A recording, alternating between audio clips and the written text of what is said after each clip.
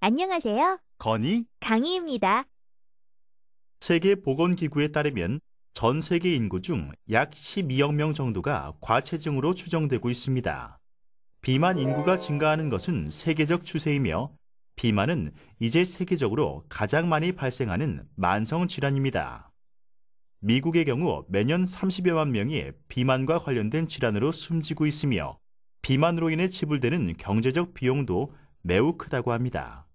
비만은 당뇨, 고혈압, 암 등과 같은 심각한 질병의 발생 원인이 되므로 비만을 예방하고 관리하는 것은 개인의 건강 및 공공보건에 중요한 일입니다. 비만이라 함은 체지방이 몸에 많이 축적되어 있는 상태를 말합니다.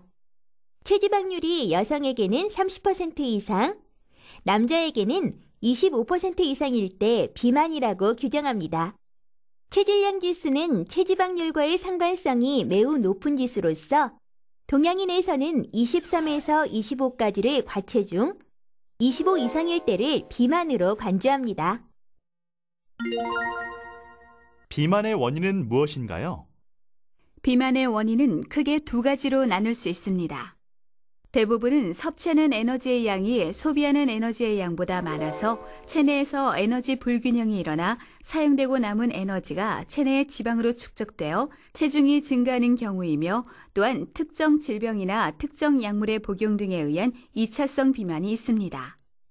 질병이나 약물에 의해 비만이 되는 2차성 비만은 그리 많지 않으며 대부분이 단순 비만으로 에너지 섭취의 과다와 에너지 소비의 부족으로 발생합니다.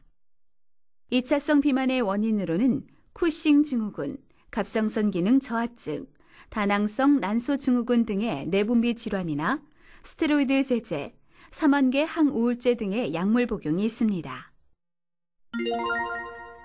비만엔 어떤 증상들이 있나요?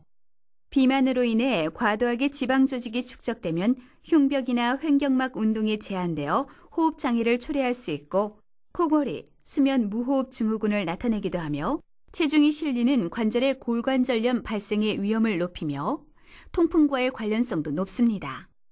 또한 비만은 고혈압, 당뇨병, 고지혈증과 대사증후군의 발생 위험을 높입니다. 이러한 요인은 직접 혹은 간접적으로 협심증, 심근경색증, 뇌졸중 등의 순환기계 질환을 증가시킵니다. 비만은 내분비 작용에도 영향을 미쳐 여성은 월경불순과 불임증이, 남성은 음이와 정자 감소증이 나타날 수 있습니다. 특히 비만은 각종 암의 발생률을 높이는데 비만 환자에서 대장암, 유방암, 전립선암, 난소암 등 호르몬 분비와 관련된 암들의 발생이 현재 증가되는 경향이 있습니다. 비만 남성은 33%, 비만 여성은 55%나 암에 걸릴 확률이 증가한다고 합니다. 비만의 진단은 어떻게 하나요? 비만 평가를 위해서 체중 및 신장을 이용한 체질량 지수와 체지방률을 측정하는 방법을 사용합니다. 또한 비만의 형태를 알아보기 위해서는 허리 둘레를 측정합니다. 체질량 지수는 체중을 신장의 제곱으로 나눈 것으로 체지방량과의 상관관계가 높아 비만을 판정하는 방법으로 많이 사용되고 있습니다. 그러나 바디빌더 선수, 고령, 비만의 정도가 심한 경우, 키가 너무 작은 경우에는 적용이 어렵습니다. 체지방률을 직접 측정하는 것은 어려운 일이므로 여러 가지 도구를 이용하여 간접 측정을 많이 합니다. 흔히 사용하는 방법으로는 다리와 팔에 약한 전류를 통과시켜 전기 저항으로 체지방을 측정하는 생체 전기 저항 분석법이 있습니다. 비만 평가의 전체적인 비만의 정도도 중요하지만 지방 분포상 복부형 비만, 특히 내장형 비만이 건강 위험도를 높이기 때문에 비만의 형태를 알아보는 것이 중요합니다.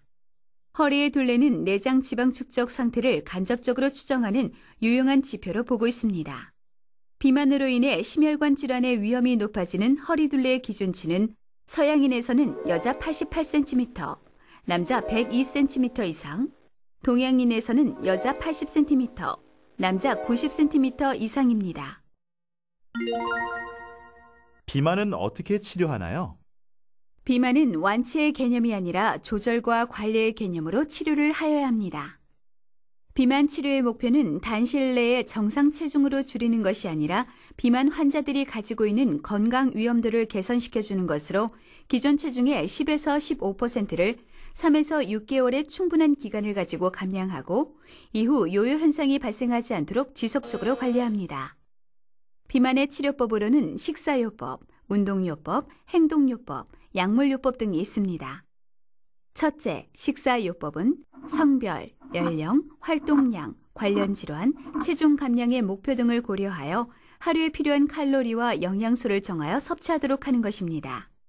체중을 줄이기 위해 환자의 일상 요구량보다 열량을 적게 섭취하면서 다른 영양소의 결핍이 발생하지 않도록 골고루 섭취하도록 합니다. 둘째, 운동요법은 체중 조절에 도움을 줄 뿐 아니라 여러 가지 건강상의 이득을 줍니다. 운동의 효과는 에너지의 소비를 늘리고 심폐기능 및 체내 대사를 개선시킵니다.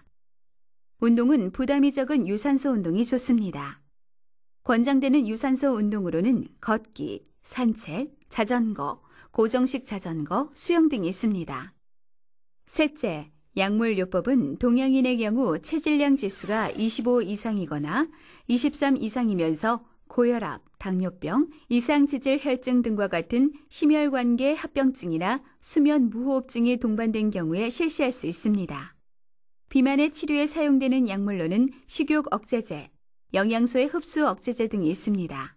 그러나 체중 감소를 위한 약물의 남용, 극도의 음식의 제한, 증명되지 않은 민간요법 등은 많은 부작용과 합병증을 초래할 수 있으므로 비만 치료는 반드시 의사의 진찰과 처방에 의해 실시하도록 합니다.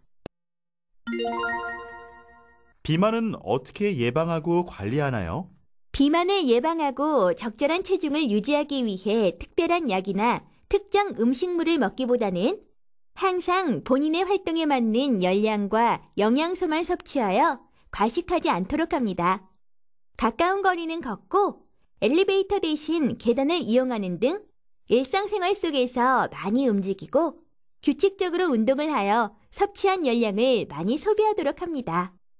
긍정적인 생각과 적극적인 취미생활 등으로 스트레스를 잘 관리하여 스트레스로 인한 폭식이나 폭음으로 인한 과도한 칼로리 섭취를 피하도록 합니다.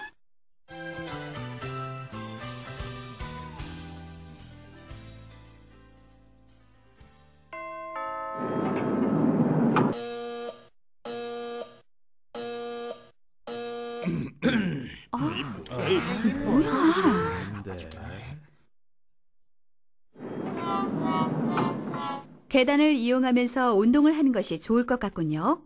꾸준한 운동과 식습관 개선이 비만을 이기는 길입니다. 올바른 생활 습관이 건강한 생활을 약속합니다.